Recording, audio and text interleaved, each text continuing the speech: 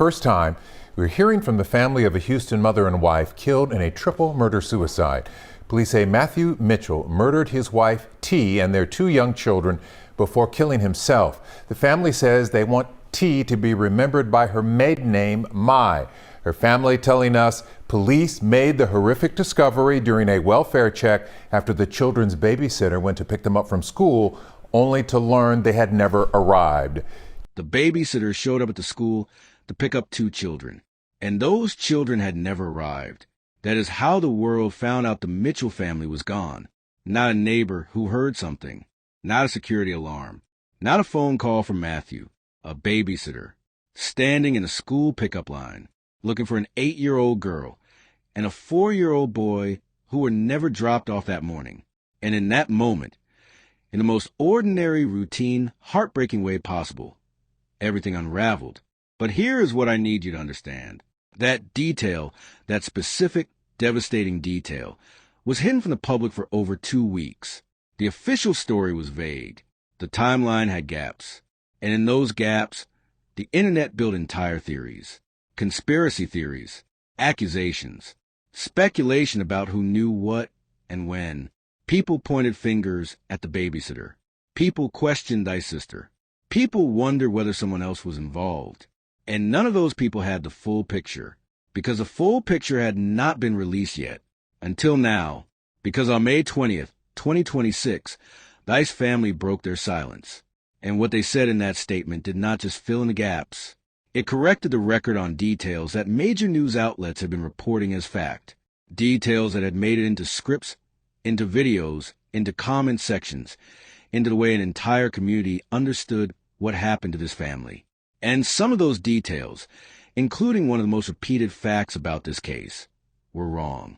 So today we are going back in, because Mitchell deserved the truth to be told correctly. Maya deserves it. Max deserves it.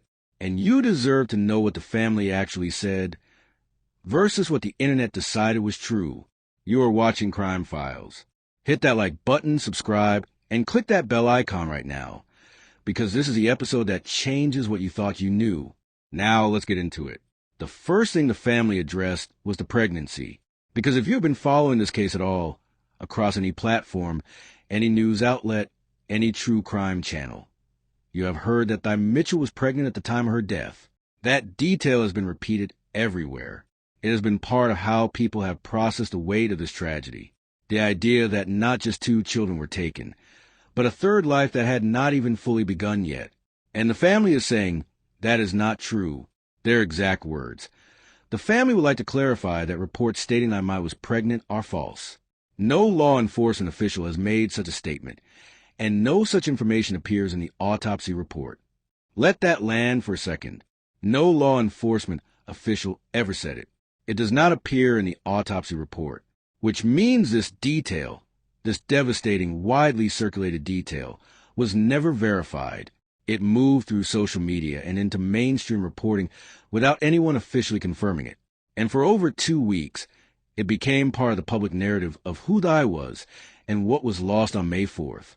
The family had to spend part of their first public statement, in the middle of their grief, correcting a false report. That tells you something important, not just about this case, but about how the true crime and news ecosystem works. How fast unverified information travels. How once something gets repeated enough times, it starts to feel like fact. And how the people who are actually living through the tragedy are left cleaning up a story that was never theirs to begin with. Now here is what the family did confirm.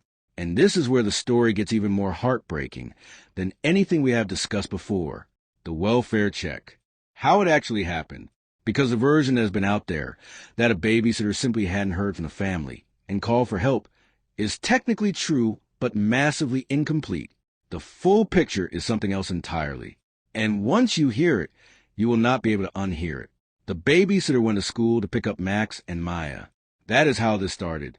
Not with a missed phone call. Not with a text that went unanswered. The babysitter showed up at that school, ready to pick up an 8-year-old girl and a 4-year-old boy. And those children were not there. They had never arrived. Maya and Max had not made it to school that day. And nobody at the school had been able to reach the family to find out why. Think about what that moment must have felt like. You show up to get two kids, you know. You are told they never came in. You try to call. No answer. You try again. No answer. And something in you starts to understand that this is not a normal situation. This is not a parent running late or a schedule mix-up. Something is wrong. And after repeated calls went unanswered, Thy sister Thy Mai contacted 911 and requested a welfare check at the residence. The family also confirmed one more thing that I think directly addresses the conspiracy theories that have been building online about whether someone else entered that home before police arrived.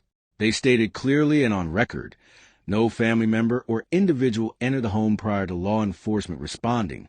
Nobody went inside before the officers did. The scene that police found was untouched. Whatever was inside that house on Kingston Street, when they walked through that door, it was exactly as Matthew left it. And then the family said something else. Something that most people have not fully absorbed yet because it was buried in the middle of a longer statement. They confirmed that all security camera videos recorded inside the residence have been turned over to Houston police to aid the investigation. There is security footage from inside that home, and it is now in the hands of investigators. Let me be careful here, because we do not know what is on it.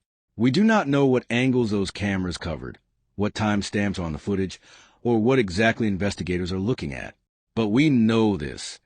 In a case where no official motive has ever been released, where the timeline between Sunday night and Monday evening has never been fully explained publicly, and where Houston police are still actively asking for tips from the public, the existence of security footage matters enormously.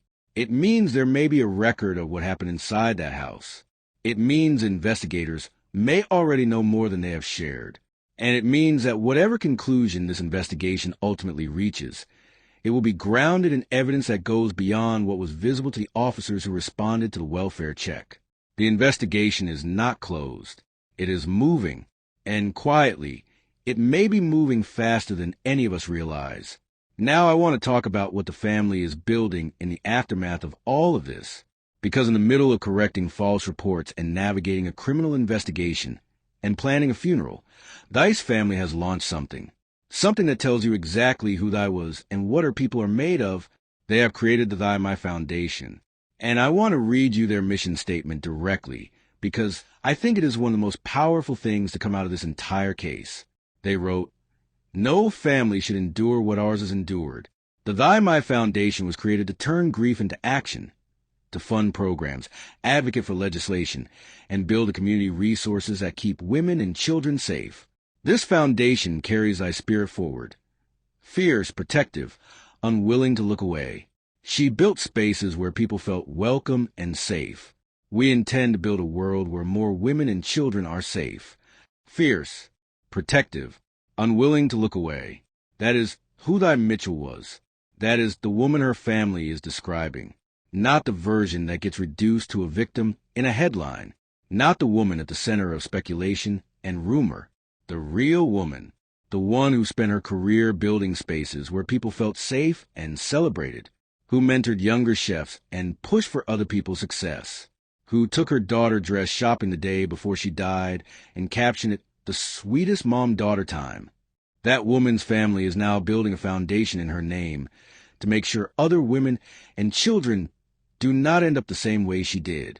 And on top of that, the Texas Restaurant Foundation and the Greater Houston chapter of the Texas Restaurant Association have established the Thy Mai, Maya, and Max Memorial Hospitality Scholarship, named for all three of them, T, Maya, Mox, a scholarship to support future generations in the hospitality industry, the industry Thy gave her life to, the industry that is now honoring her by investing in the next generation of people who will carry it forward.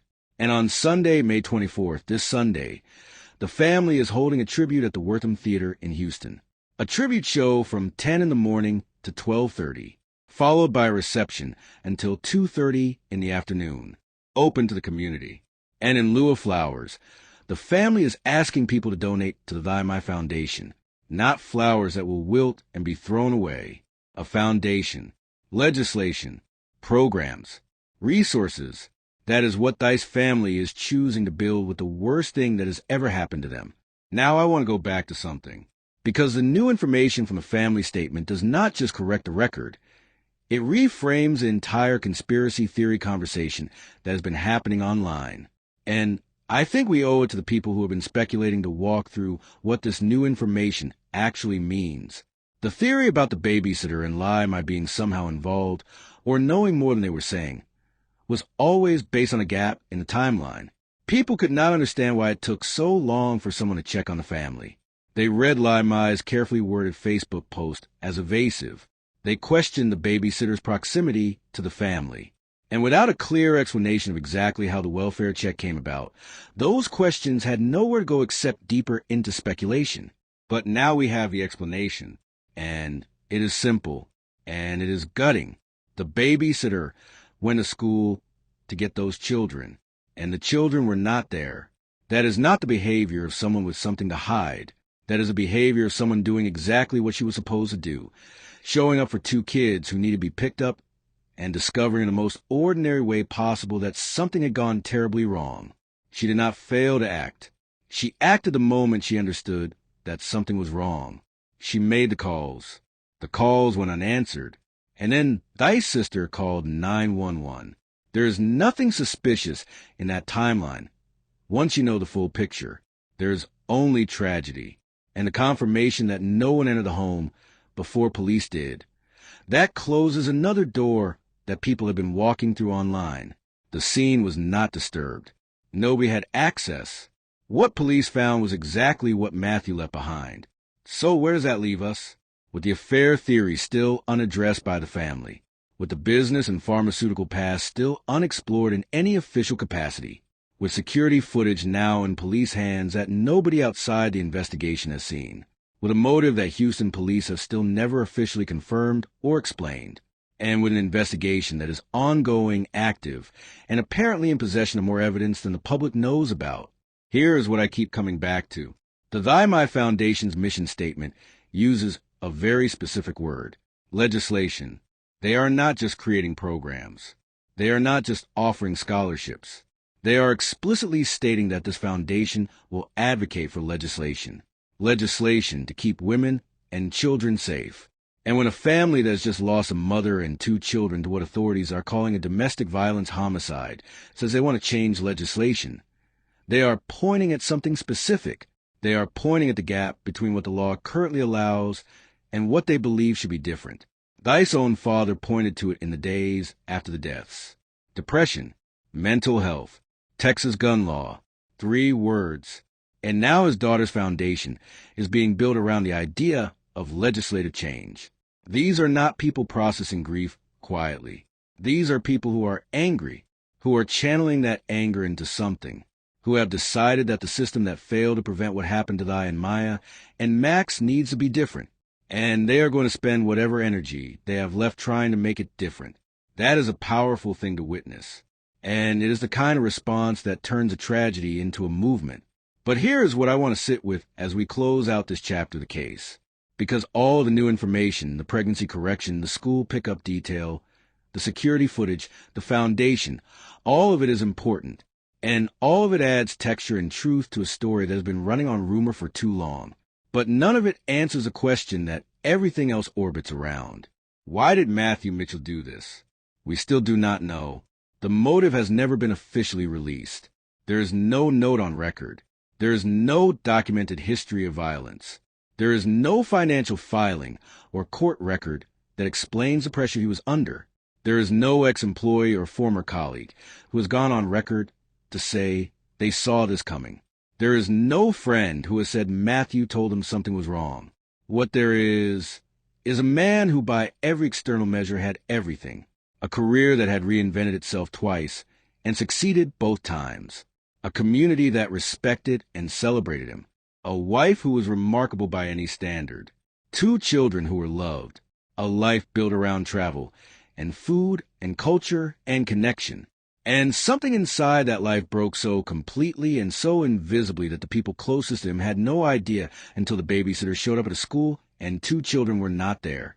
That is the part of this case that keeps me up at night. Not the theories, not the speculation, the invisibility of it, the silence of it, The fact that a man can carry something heavy enough to destroy everything he built and everything he loved, and nobody around him can see it. So here's a question I want to leave you with today. Two questions, actually. The first one is for everyone who has someone in their life who seems to be carrying something they're not talking about. What would it take for you to stop asking, "How are you?" and actually wait for a real answer? What would it take for you to sit with someone long enough that they felt safe enough to tell you the truth? Because Matthew Mitchell was surrounded by a community, a thriving, loving, award-giving community, and none of it reached whatever was happening inside him.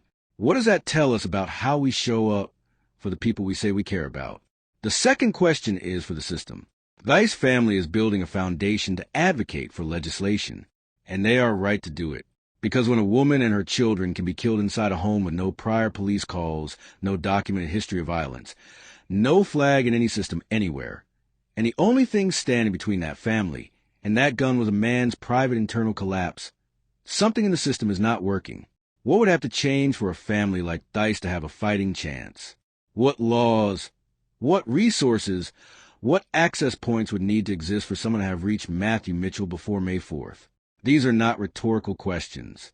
The Thy Mai Foundation is going to spend real time and real money trying to answer them, and they deserve to have people behind them when they do. Maya never got to walk into that school on May 5th. Max never got to grow up. Thy never got to see her sister's wedding in Boston. And the dress they picked out together on that last afternoon they had is still somewhere, waiting. If this case is one you're going to stay with, and I think you should, please like this video, subscribe to Crime Files, and hit that bell icon right now. Every notification you turn on is how we make sure stories, like this one, keep reaching the people who need to hear them. We are not done with this case, and neither should you be.